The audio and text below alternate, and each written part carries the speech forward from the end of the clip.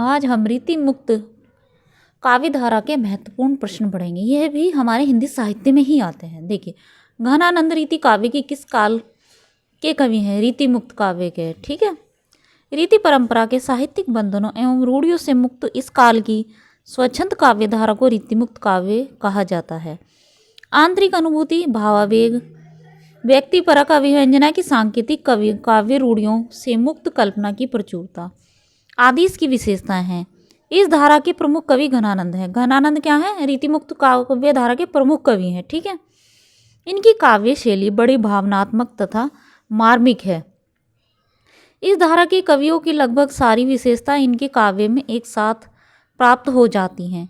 इस धारा के अन्य प्रमुख कवि हैं आलम, ठाकुर, बोधा और द्विजदेव। घनानंद का समस्त काव्य प्रेम की पीर का परम रूप है। ठीक है, अन्य महत्वपूर्ण तथ्य, रीति काल को अध्ययन की सुविधा के अनुसार 3 भागों में बांटा गया है: रीतिबद्ध, रीति मुक्त, रीति सिद्ध। रीति सिद्ध काव्य धारा के प्रमुख कवि बिहारी लाल हैं। रीतिबद्ध काव्य धारा के प्रमुख कवि चिंतामणि, मतिराम देव, भिखारीदास, आचार्य, कुलपति मिश्र आदि हैं। ठीक है, घनानंद किस वर्ग के कवि हैं? ऋतु मुक्त के हैं।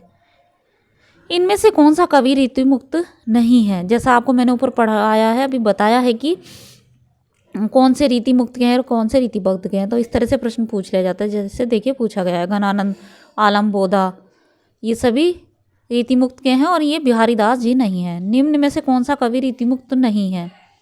कौन सा नहीं है? सेनापति नहीं है। इनमें से कौन सा कवि रीति मुक्त नहीं है? कई बार इसी प्रश्न को पूछ लिया है। देखिए, घनानंद, आलम, बोध ये सभी रीति मुक्त हैं, केशव दास नहीं है।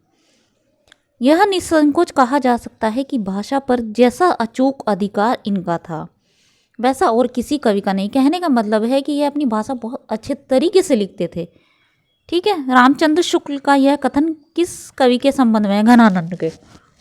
किस कवि के संबंध में? घनानंद। यहाँ पर इनके बारे में ही लिखा है कि घनानंद किस तरह से कविताएं लिखते थे। ये आचार्य रामचंद्र शुक्ल जी ने उनके बारे में कहा है। ठीक है, इनमें से किस कवि की प्रेमिका का नाम सुजान था? किसकी? घनानंद की प्रेमिका का नाम सुजान था। कवि घनानंद की प्रेमिका का नाम सुजान था, जो एक वेश्या थी। मुमबन शाह रंगीले के दरबार के नृत्य गायन विद्या में निपुण सुजान वेश्या से घनानंद को प्रेम हो गया था। घनानंद ने सुजान शब्द का प्रयोग अपनी कविता में सर्वाधिक किया है। क्यों? क्योंकि वे इनसे प्रेम करते थे, इसलिए इन्होंने सबसे ज़्यादा सुजान नाम का प्रयोग किया है। सुजान शब्द का प्रयोग किस कवि की कविता में सर्वाधिक हुआ है? घनानंद की। ठीक है, इसी प्रश्न को बहुत बार पूछा है। देखिए, वियोग श्रृंगार का प्रधान मुक्तक कवि कौन है? घनानंद है। घनानंद स्वच्छंद काव्य धारा के प्रमुख कवि हैं। इस धारा के प्राय सभी गुण इनकी शैली में मिल जाते हैं, जैसे भावात्मक, वक्रता, लाक्षणिकता, भावों की व्यक्तिकता, रहस्यात्मकता, मार्मिकता, स्वच्छंदता इत्यादि। ठीक है, इन्होंने अपनी रचनाओं में वियोग व्यथा की सैकड़ों अंतर्दशाओं के मार्मिक चित्र खींचे हैं। मतलब इन्होंने ज़्यादातर हृदय की भावना को स्पर्श किया है, उन्हीं से संबंधित कविताएं लिखी है। घनानंद की कृतियाँ किस भाषा में है? ब्रज में है। ठीक है,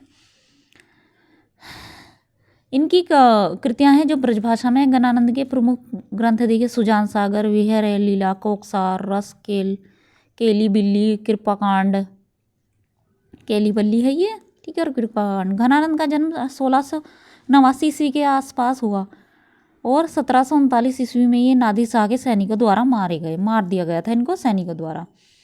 ये प्रेम की मस्ती विशेषते वियोग श्रृंगार के कवि हैं। ठीक है, कोकसार किसकी रचना है? घनानंद की है। सुजान सागर के लेखक हैं घनानंद हैं। ठीक।